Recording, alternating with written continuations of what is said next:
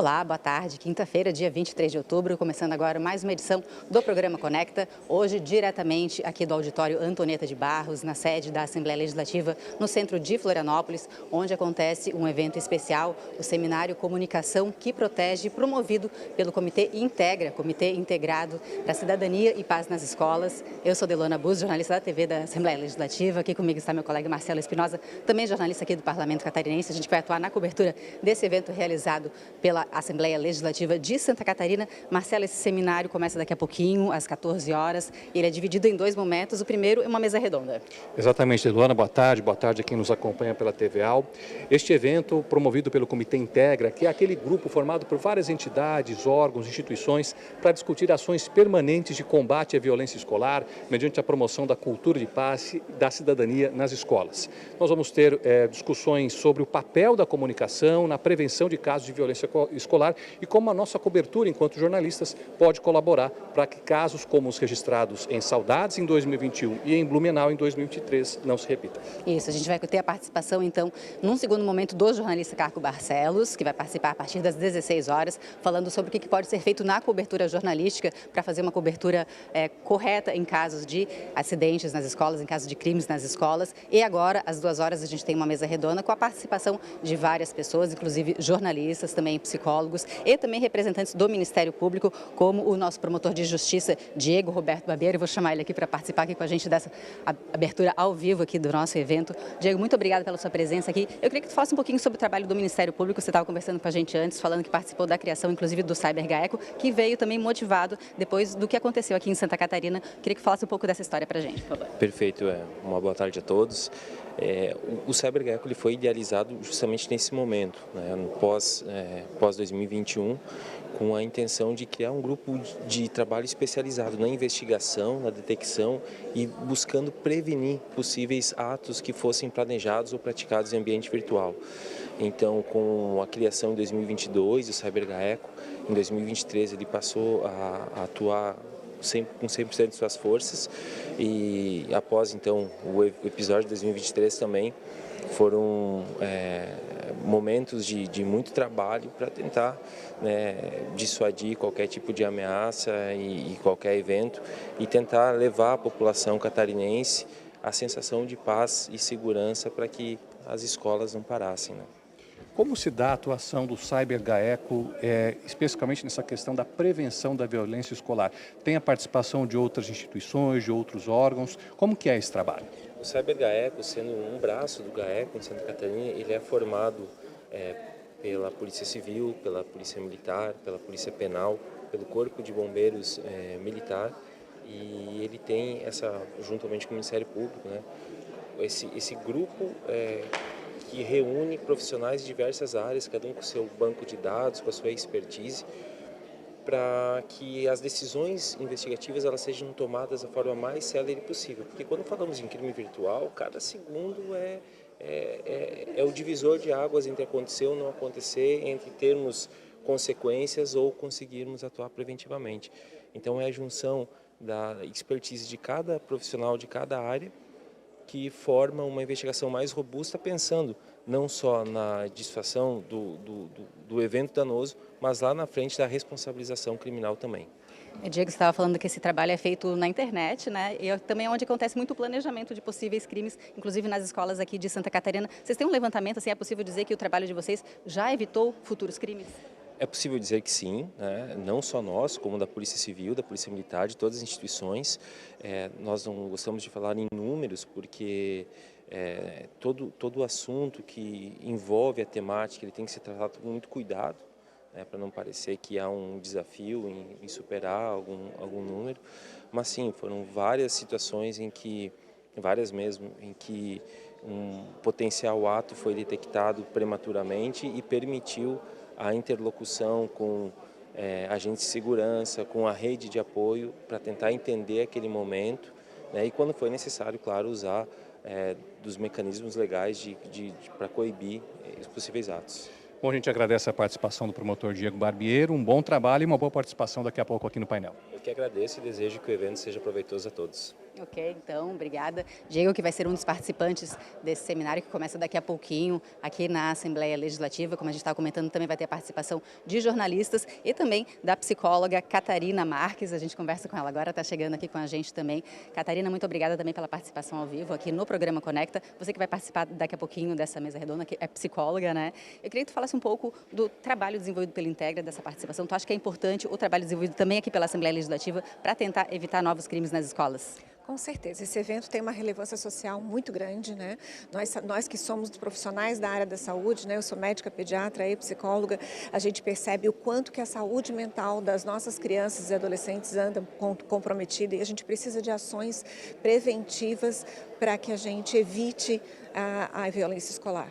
A senhora, me corrija se eu estiver errado, não é da área da comunicação, mas como profissional da saúde, qual a contribuição, na sua avaliação, que a imprensa pode dar para evitar casos como o que ocorreram em Saudades, em Blumenau? É muito importante que a imprensa tenha uma noção e que tenha a responsabilidade, que faça essa comunicação com relação aos ataques de forma ética, responsável, sempre focando em campanhas preventivas com relação ao bullying e também com relação à saúde mental das nossas crianças e adolescentes. Por favor, Catarina, você estava falando do trabalho desenvolvido ser importante, né? Porque hoje as crianças e jovens eles passam muito tempo na internet, às vezes a gente não tem muito controle sobre o que está acontecendo. Isso acaba tendo efeitos também, né? Para o futuro e para a segurança dessas crianças. Os pais precisam ficar alertas também, a comunidade em volta, o que se pode ser feito no dia a dia? Com certeza, isso é uma coisa que a gente sempre fala, né? Essa coisa dos pais terem muito medo de participarem da vida online dos filhos, a gente precisa quebrar esse tabu. Os pais precisam sim monitorar, supervisionar o que as crianças e os adolescentes fazem nas redes sociais e é só dessa forma que a gente vai conseguir controlar um pouco mais todas essas questões de grupos, de crimes de ódio, de violência que está na raiz do problema da violência nas escolas. A gente está falando aqui de saúde, de comunicação, mas a atuação para evitar casos como esse, ela é multidisciplinar, né? Ela envolve vários setores. O poder público está conseguindo atender a contento as necessidades para atuar na prevenção desses crimes? É muito importante que exista uma articulação entre famílias, escola e poder público, né? A gente precisa estar muito bem alinhado e a imprensa tem esse papel também de comunicar de forma ética e responsável para que as coisas possam caminhar no caminho da prevenção. Ô, Catarina, a gente viu também que na Assembleia Legislativa tramitaram alguns projetos buscando ampliar, inclusive, as equipes multidisciplinares nas escolas aqui de Santa Catarina, incluindo também o trabalho de psicólogos. Isso realmente é importante, a escola contar com esse tipo de profissional? É fundamental, né? Nós precisamos sim ter psicólogos nas escolas, assistentes sociais, precisamos ter campanhas de desenvolvimento de habilidades socioemocionais, campanhas efetivas de prevenção ao bullying, né? Tudo isso é importante e a gente precisa fazer com que vários profissionais participem dessas equipes escolares para ter uma prevenção efetiva. Tá certo, obrigado, doutora Catarina. Um bom evento para a senhora, vai colaborar muito com as discussões aqui hoje à tarde. Muito obrigado. Obrigada. Lembrando, né, Deluana, o público começa a chegar aqui nas dependências do Auditório Antonieta de Barros. A gente pode acompanhar, inclusive, imagens da movimentação do público, formado principalmente por profissionais de comunicação, estudantes de comunicação, mas o público em geral também acompanha esse evento. E agora a gente, daqui a pouquinho, vai conversar com mais painelistas, né? Lembrando, Deluana, que esse evento é promovido pelo Comitê Integra, melhor dizendo, desculpa pelo erro, Comitê Integra, que é um grupo que foi constituído pela Assembleia Legislativa, liderado pela Assembleia Legislativa desde 2003, quando houve aquele ataque lá, Saudades, aquele ataque que deixou 4 crianças mortas. Desde então, esse grupo se reúne com frequência, formado por várias instituições, órgãos, entidades, autoridades, para discutir ações como essa que está sendo realizada hoje aqui na Assembleia Legislativa. Isso, inclusive, né, Marcela, a gente que trabalha aqui na Assembleia Legislativa, a gente acompanha no dia a dia o trabalho dos deputados também na elaboração de uma série de projetos de lei, voltado também para essa questão da segurança nas escolas. Nós já tivemos 4 leis aprovadas com relação a essa questão da prevenção ao combate, aliás, a prevenção à violência escolar. Temos outros projetos que estão em tramitação aqui na casa. Isso, a gente então estava reforçando, né, que daqui a pouquinho começa então essa primeira mesa redonda desse seminário, que vai contar também com a participação de jornalistas que participaram da cobertura desses eventos que aconteceram aqui em Santa Catarina. Inclusive, uma das participantes é a jornalista Fernanda Moro, que está chegando aqui com a gente. Fernanda, muito obrigada também pela participação ao vivo aqui no nosso programa. Você que vai ser uma das painelistas daqui a pouco vai falar sobre como é que foi a tua experiência. Você que acompanhou, fez a cobertura no caso de Saudades. Eu queria que tu falasse um pouco para a gente como é que foi naquele dia, quando você recebeu essa notícia de você ia participar dessa cobertura. Boa tarde, Deluana, Marcelo, todo mundo que está com a gente. Foi um dos momentos mais difíceis da minha vida e nem poderia ser diferente diante de tudo que a gente enfrentou e reportou em maio de 2021 nessa tragédia, no ataque à creche de Saudades. E eu lembro que eu não acreditei quando as primeiras informações chegaram, porque eu, na época, trabalhava na NSC de Chapecó e aí nós começamos a receber aquelas primeiras informações do que o caso teria acontecido em Saudades. A gente falou, é mentira, não é possível, é um negócio muito absurdo para ter sido registrado, para ter acontecido. E aí a gente foi indo para o carro, vamos indo para lá, né, começando a viagem, até a gente ter certeza se isso aconteceu de fato ou não. E aí pelo caminho, ouvindo as rádios locais, a gente foi tendo, infelizmente, a certeza de que isso aconteceu. Então eu lembro que foi um choque muito grande. E aí a gente, como jornalista, vocês vão me entender, né, quando a gente chega numa tragédia, a gente precisa lidar com o nosso choque e de forma muito rápida, porque a gente tem o nosso papel, o microfone para segurar e precisa, enfim, informar as pessoas, né? Então uma cobertura muito difícil, assim como toda tragédia né? Mas acho que olhando para trás a gente percebe que cumpriu o nosso papel, que foi o de informar a sociedade naquele momento. Essa tragédia de alguma forma impactou na sua atuação profissional, na forma como você vê a cobertura de eventos como o que ocorreu lá em Saudades? Claro, com certeza. Toda tragédia impacta muito na gente. Eu sou de Chapecó, morei muitos anos em Chapecó, então antes dessa tragédia, infelizmente, passei por coberturas de outras, como, por exemplo, a tragédia da Chapecoense em 2016, que depois dessa tragédia eu acho que eu revi toda a forma de fazer jornalismo. Hoje eu costumo dizer que quando a gente trabalha numa tragédia como essa, a gente tem duas missões enquanto jornalista, né? 2 deveres, enfim. O primeiro que é você informar, levar para a população a informação precisa do que está acontecendo no momento.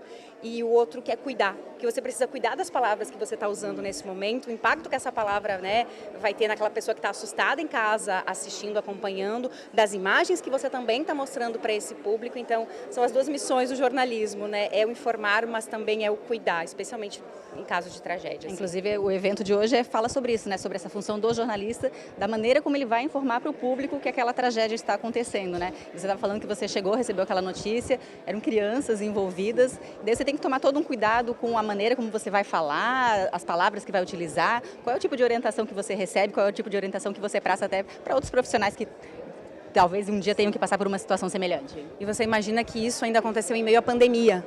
Então nós tínhamos todo um protocolo de distanciamento, de que a gente não poderia se aproximar das pessoas, todo um cuidado com o uso de máscara, enfim. Foi realmente um momento muito difícil, né? Mas eu acho que a mensagem que a gente deixa é sempre esse, de ter o respeito pelas pessoas, respeitar as pessoas, respeitar o sentimento das pessoas. A gente, enquanto jornalista, se colocar um pouquinho no lugar, sabe? Nunca perder a humanidade. Acho que esse é o ponto fundamental. Em coberturas como a de Saudades, como outras coberturas de tragédia, a empatia, ela precisa estar sempre presente na fala do jornalista. Obrigado, Fernando. Um bom evento para ti. Obrigada, valeu. Muito bem, a gente continua acompanhando essa movimentação, aumentou bastante a movimentação do público. Lembrando que parte desse evento será transmitido ao vivo pelo canal do YouTube da Assembleia, você pode acompanhar. E também haverá cobertura completa dele nas nossas redes sociais, na nossa agência de notícias, com imagens, com texto, com áudio, enfim, tudo aquilo que pode te ajudar também a você em casa refletir sobre como o papel enquanto telespectador, enquanto consumidor de informação, pode interferir numa cobertura delicada como é de uma tragédia. Isso, Marcelo, reforçando então, né, que todo esse material vai ficar disponível também no YouTube da Assembleia Legislativa, também na nossa agência de notícias, onde inclusive, né, Marcelo, é possível encontrar toda a legislação produzida aqui pela Assembleia Legislativa, inclusive referente à segurança nas escolas. Você estava falando que desde então, desde a criação do Integra, já foram vários projetos aprovados aqui pela Assembleia Legislativa, buscando inclusive reforçar as equipes nas escolas aqui de Santa Catarina, né? Lembrando então que esse comitê é formado por várias entidades, inclusive aqui a Assembleia Legislativa e outras várias entidades aqui de Santa Catarina, e conta com a participação de vários deputados que atuaram fortemente ao longo desses últimos anos. Inclusive um dos deputados está chegando aqui com a gente, o deputado Fernando Krelin. Obrigada, deputado, muito obrigada pela participação ao vir aqui no programa. Você que está participou de várias reuniões também, da elaboração de vários projetos, buscando aí diminuir a violência nas escolas aqui de Santa Catarina, um trabalho importante desenvolvido pelo Parlamento Catarinense. Então, a Assembleia Legislativa se tornou protagonista desse caso quando a gente criou o Integra, né? Trazendo outros poderes e criando ainda uma grande junção de forças. Isso ocorreu logo depois, infelizmente, dos ataques que ocorreram em Santa Catarina, onde vários parlamentares colocaram projetos de forma isolada. A gente tentou organizar isso e fazer com que a gente fizesse um grande programa e um grande projeto feito pela Assembleia Legislativa, pelos 40 parlamentares. Isso se tornou realidade o Integra, e hoje o Integra dá uma oportunidade importante para o Estado de Santa Catarina, que é a oportunidade da informação, fazer com que as pessoas tenham informação assertiva, ainda mais numa era de rede social, numa era que likes valem mais do que efetivamente informações. A gente pode tornar aí protagonista os anjos da guarda, pessoas que têm boas ações, ao invés de criar aí como protagonistas as pessoas que cometem crimes. Então, realmente é um seminário para a gente debater isso, falar sobre isso e termos aí uma comunicação única em Santa Catarina sobre esse fato. Além disso, trabalhamos a questão da prevenção em Santa Catarina, né, voltadas às escolas. Não adianta, a gente fez um trabalho forte de segurança nas escolas, mas o que a gente preza e defende junto ao governo do Estado são políticas públicas, além da segurança, mas também a capacitação, a melhoria para os professores e principalmente cuidar do lado psicológico dos alunos. O senhor está deputado, mas é educador físico, né? De que forma a sua área pode trabalhar nessa questão? A gente sabe do papel importante que o esporte tem na prevenção de muitos problemas sociais. Sim, eu trabalhei a vida toda com isso, né? Eu sempre falo, estou deputado, mas sou profissional de educação física, professor, e com isso a gente faz com que a própria educação física, através dessa ferramenta de transformação chamada esporte, a gente pode chegar lá na escola, no contraturno escolar e dar oportunidade. Através do esporte as pessoas são iguais, não existe classe social, não existe raça, não existe credo, todo mundo é igual através do esporte. E essa é a nossa ideia, que a gente possa implementar cada vez mais esporte nas escolas para que as crianças estejam aí atendidas e acolhidas através de um profissional de educação física, de um professor, mas principalmente por essa ferramenta chamada esporte. Ok, deputado Fernando Crelli, muito obrigada pela participação também aqui ao vivo no programa Conecta. Agora a gente, daqui a pouquinho, vai começar o evento aqui. A gente conversa agora com o Paulo e a Jennifer. Olá, tudo bom? Jennifer, oi Paulo, tudo bom? Boa tarde, muito obrigada pela participação. Eles que são criadores do projeto Vamos Salvar o Dia. Queria que vocês falassem um pouquinho sobre o projeto, como é que foi que começou isso. Muito obrigada pela participação. Imagina, obrigada pela oportunidade. O projeto Vamos Salvar o Dia, ele nasceu 15 dias após, né, o ataque à creche Cantinho Bom Pastor em Blumenau. E ele vem justamente na busca de transformar toda a nossa dor de perda em amor, né?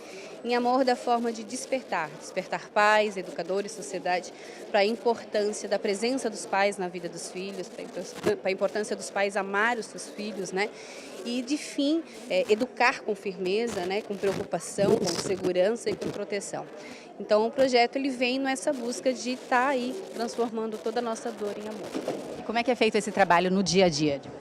Então, esse nosso trabalho do projeto Vamos Salvar o Dia, a gente faz palestras, né, com o título da palestra Não Terceirizar o Amor, e nossa busca diária, né, em melhorar as condições nas escolas, né, as condições de saúde mental de crianças e jovens.